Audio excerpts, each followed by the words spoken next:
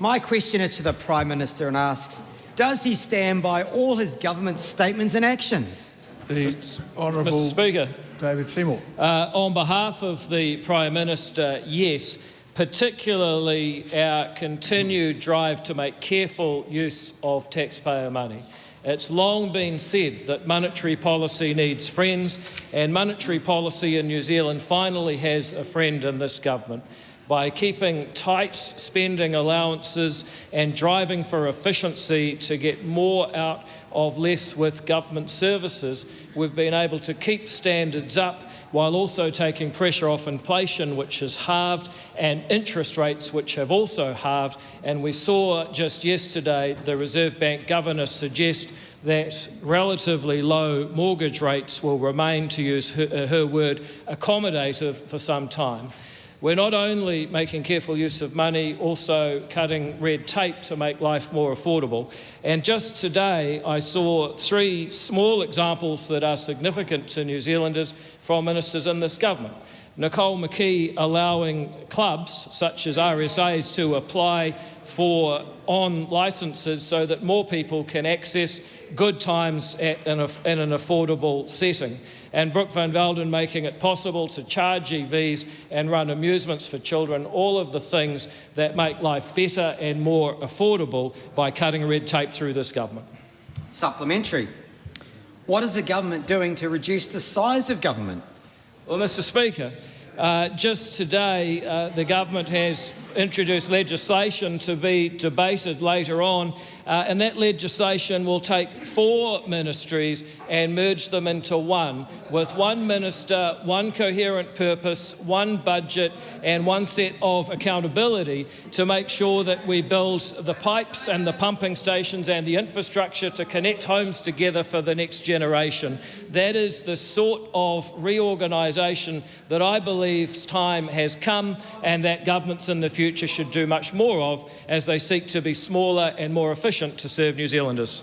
Supplementary. Does a smaller government mean New Zealanders will get less out of their government? Mr. Speaker, the answer on behalf of the Prime Minister is no. I'm hearing people on the other side say yes, and that is because they have a mentality that the only way to solve a problem is to throw more money at it. They think that aroha comes from spending more taxpayers' money and borrowing off future taxpayers. We know on this side of the House that if we really love the next generation, then we will have a smaller, more efficient government that delivers the public services New Zealanders require without believing that borrowing and spending more money is the only way to achieve results. We know what happens when we do that, and that's why New Zealanders will be asking themselves, why put it all at risk this November? Supplementary. What actions has the government taken to take the pressure off rental costs? Well, Mr. Speaker, many things. I mentioned earlier that we have been careful with our own spending so that mortgage rates can fall. They've halved under this government, and that means that we now see less pressure on rents because many landlords are trying to service mortgages. We've also made mortgage interest a deductible expense for people renting out homes, and that has put downward pressure on rents, which have fallen in many cases.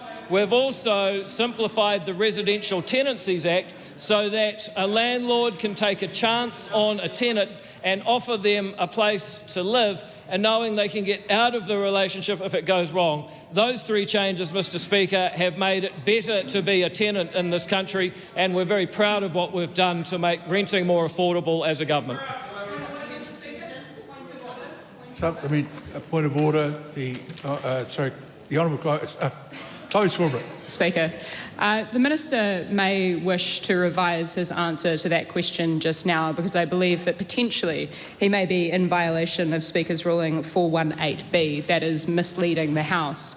There is absolutely no evidence whatsoever, in fact evidence to the contrary, both from Treasury and from the Reserve Bank, that the government's decisions around the likes of the Bright Line test put upward pressure on house prices, and in fact the reason that they are falling is because of the record number of New Zealanders leaving. No, sorry.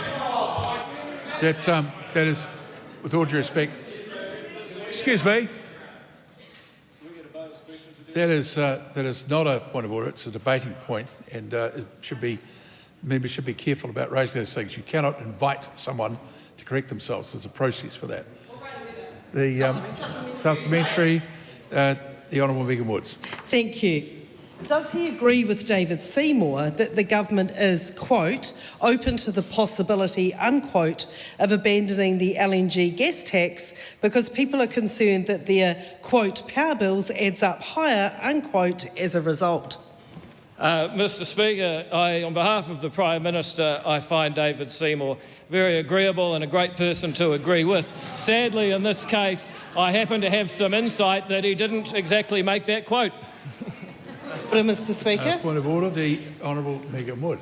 Mr Speaker, I seek leave to table a transcript with David Seymour on Heather du Plessis-Allen's show on February the 18th, where he is quoted as saying this. Well, that's fine. It's publicly available. No, it's not publicly available. It's a transcript. Sorry. It's a transcript Just a moment. of the interview. Just a moment. I don't think... well, look, the House can make up its mind.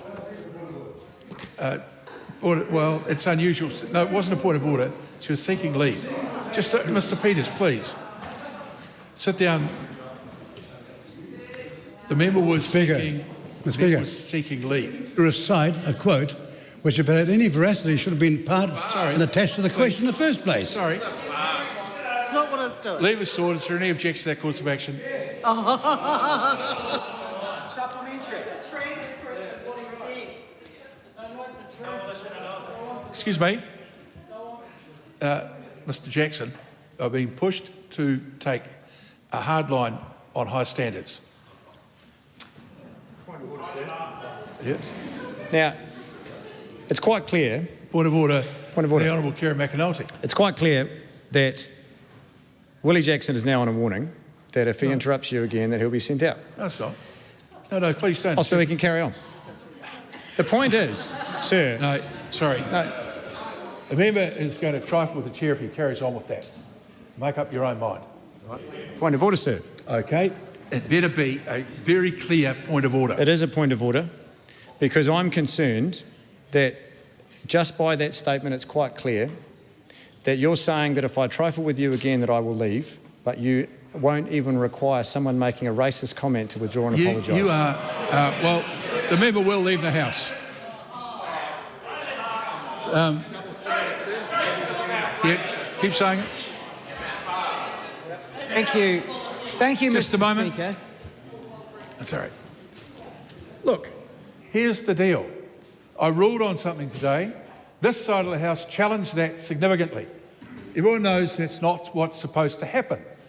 Second thing is, during that exchange there, when a question had started, there was a lot of conversation from this House being led by one member in particular. I pointed it out. Everyone knows that's not the way the House functions, and somehow that's exercising a double standard. That's also an attack on the House, and if people want to keep on sitting there saying, yes, that's the case, they can go and join them. In the meantime, we'll have the supplementary question from Todd Stevenson.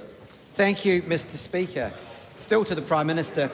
Does he stand by the creation of the Ministry for Regulation? Mr Speaker, on behalf of the Prime Minister, absolutely, and how could you not, when it has demonstrated savings for Kiwis that far exceed the cost of the ministry itself, and one estimate by a ratio of $16 of extra economic activity for every $1 it costs to cut red tape.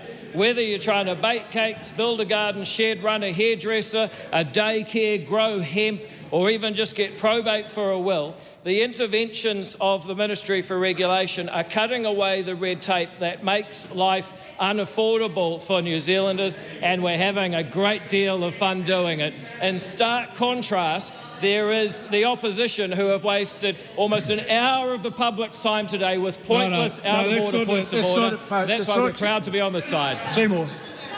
Mr Seymour, that is completely unacceptable, entirely unhelpful, and that'll be the end of that question.